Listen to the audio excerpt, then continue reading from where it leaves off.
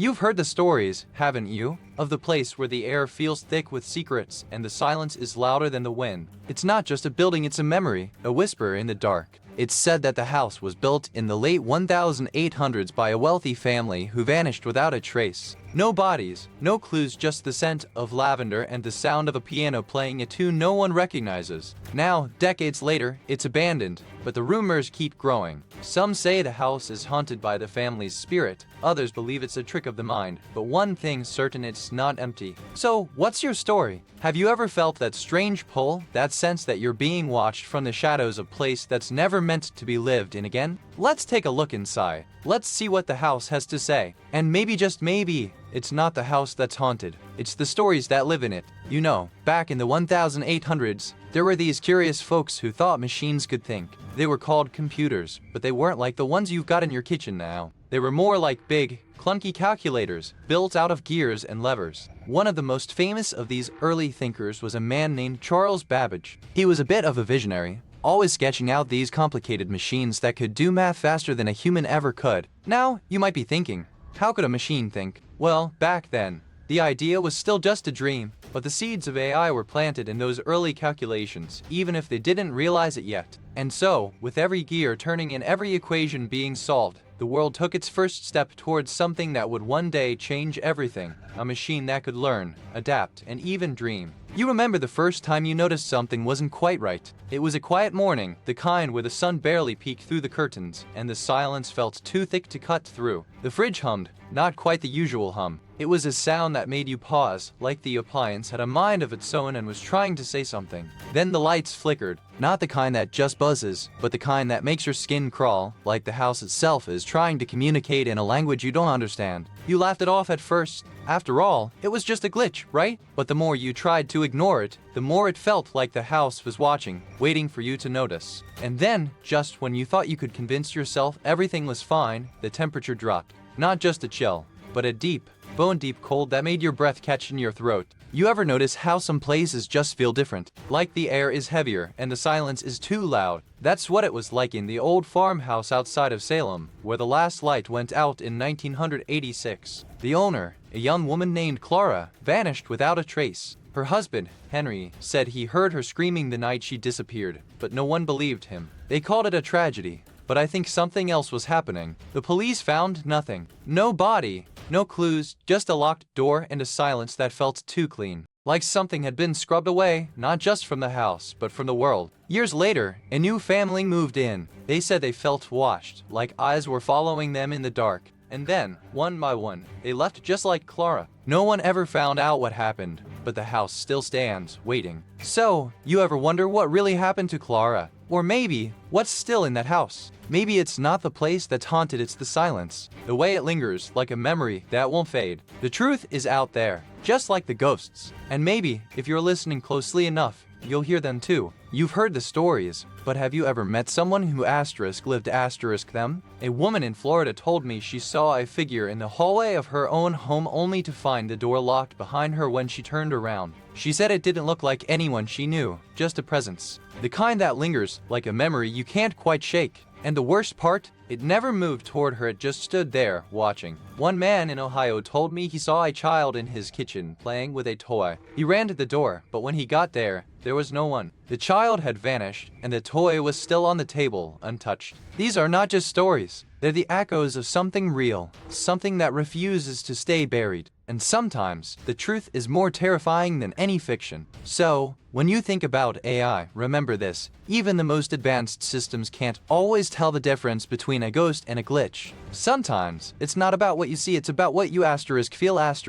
We started by combing through old police reports, and what we found was more than we expected. The case files were scattered, but there were hints like a missing child's doll left at the scene of a cold case that never made the news. Then we got a call from a woman who claimed she saw the child in a dream. She described the house, the time of year, even the color of the curtains. It was like someone had been watching over the case all along. The deeper we dug, the more we realized this wasn't just a missing person case, it was a story about loss, about how some things never truly fade, and sometimes they come back looking for closure. We had to ask ourselves, was this a ghost, a memory, or something else entirely? The truth, it seems, is often more unsettling than the fiction we try to make of it. You ever notice how some details just vanish? Like a name, a date, a single word that should be there but isn't. It's not just missing, it's forgotten, like someone decided it never happened. Take the case of the missing algorithm. You know, the one that was supposed to be the key to everything. But no one can say for sure what it looked like. Just nothing. No code, no trace, just a void where a breakthrough should have been.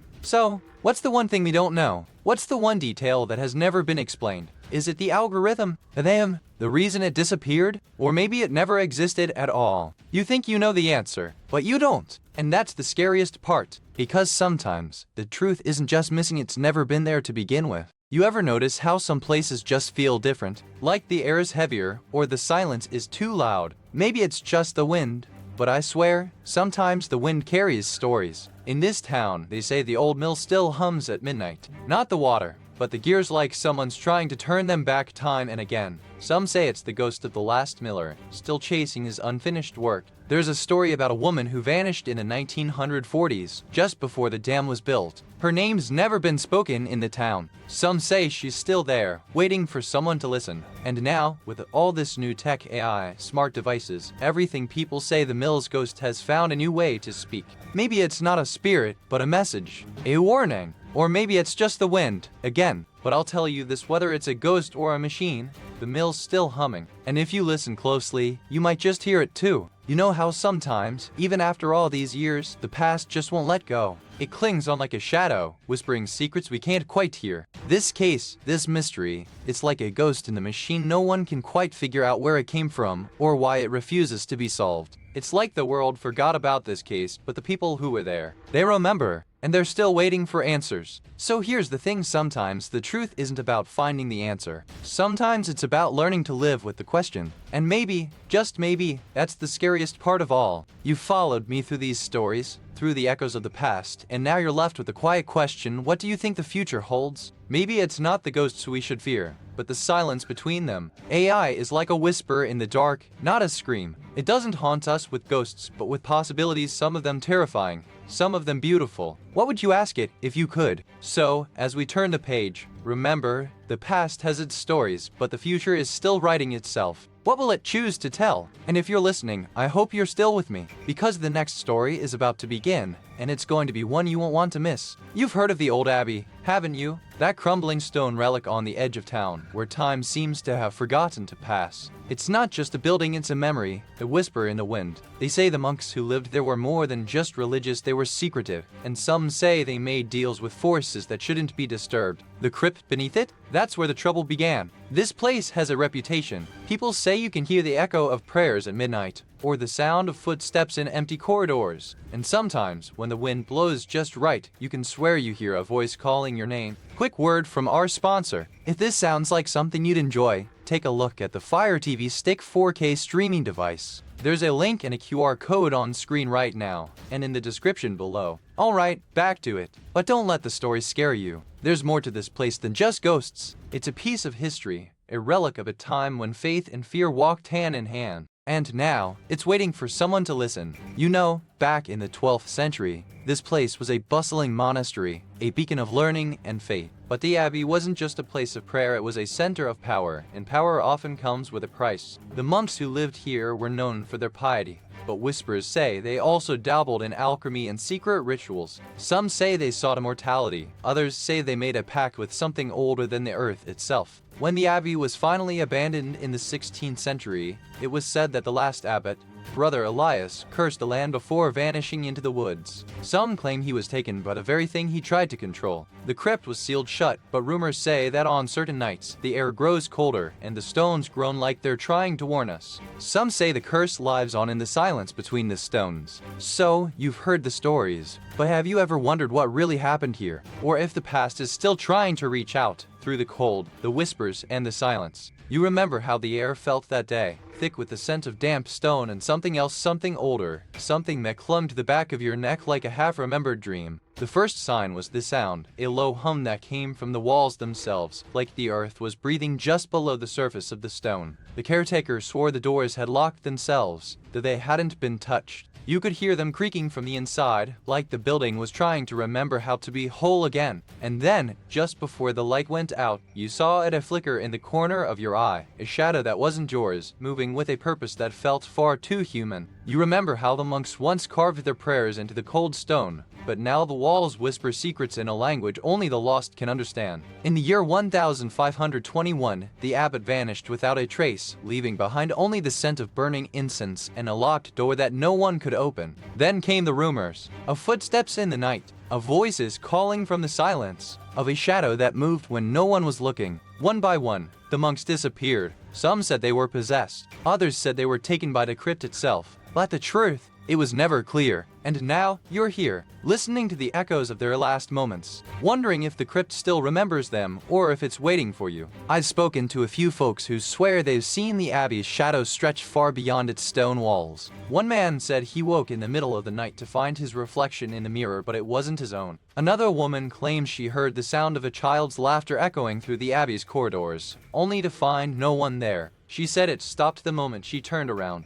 One old pilgrim said he saw a figure in a black habit walking through the abbey, carrying a bundle of white roses. When he tried to follow, the figure simply vanished into the mist. And then there's the most unsettling one, a young couple who said they saw a child's toy floating in midair, just above the altar. They ran out before they could say a word. We started with the basics: maps, old newspapers, and a local librarian who knew more about St. Mary's than most people. It was like digging through a dusty attic for something you've never seen before. The first thing we found was a name, Brother Thomas. He'd been the last monk to live there, and his journal was full of strange entries about a voice in the stones and a door that doesn't close.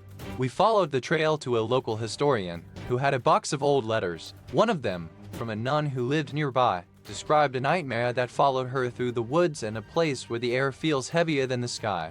Then there was the final clue, a hand-drawn map in the journal, showing a hidden passageway beneath the chapel. It looked like something a child might draw, but it was precise, almost as if it had been made by someone who knew exactly where to go. We had the map, we had the stories, and we had a growing sense that something in that crypt was waiting for us. It wasn't just a place, it was a memory, a voice, and a warning. You know, the thing that haunts me most about this place isn't the cold, or the whispers, or even the way the walls seem to breathe. It's the one detail that has never been explained. It's the mark on the stone, just outside the main altar. A symbol, not carved, but pressed into the rock like it was made by a hand that wasn't human. And here's the kicker, it's not just on the stone, it's also etched into the iron gate of the crypt, just above the lock. Like someone left a message in two places at once. Some say it's a warning, others say it's a signature, but no one has ever figured out who left it, or why they felt the need to mark this place so thoroughly. And that, dear friends, is the one thing that still haunts me. A mark without a name, a message without a sender, just a whisper in the dark, waiting to be heard. You've heard the whispers, haven't you? The ones that say the abbey's not just a ruin, it's a living thing, breathing in the cold, watching from the shadows. Some say the monks who built it were cursed by the very saints they revered. Others believe the crypt is a prison for a spirit that never found peace. Some say the crypt is still filled with the echoes of a mass grave where the abbey's last monks were buried, and where their spirits still wander, searching for absolution. And then there's the theory that the abbey's curse is a warning, a message from the past, encoded in silence and stone, waiting for someone to listen. So, when you visit, ask yourself, are you just a curious soul, or are you the one who's been waiting for the curse to wake up? And yet, the mystery remains unsolved. No one has ever found the body of the abbess, and no one has ever proven she was murdered. The records were lost, the suspects died, and the truth seems to have been buried with her. Some say the abbess's spirit still walks the crypt, guiding lost souls to the same fate. Others say she was never there at all, and the whole thing was a cover-up for something far darker. The abbey has stood for centuries, but the crypt remains sealed, a tomb of secrets. And every year on the anniversary of her death, the air grows colder and the silence feels heavier. Perhaps the truth will never come out. Perhaps some mysteries are meant to linger, like a whisper in the dark, waiting for someone brave enough to listen.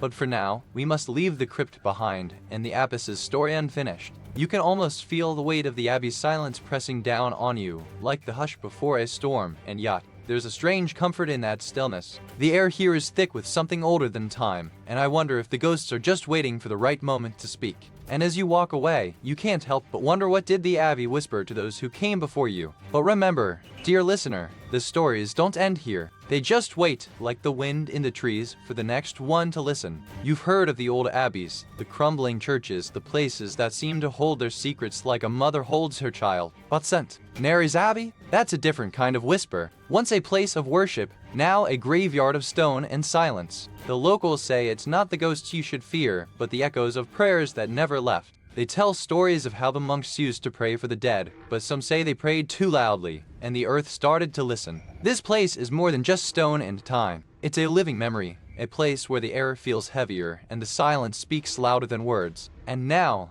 as we step into the heart of the crypt, we're not just walking through history. We're walking through a story that still hasn't finished. Before you go, if you enjoyed this, please give it a like and subscribe so you don't miss the next one. And tell us in the comments what you'd like us to make next. We read every single one. Thank you so much for watching. Comment this emoji if you made it to the end.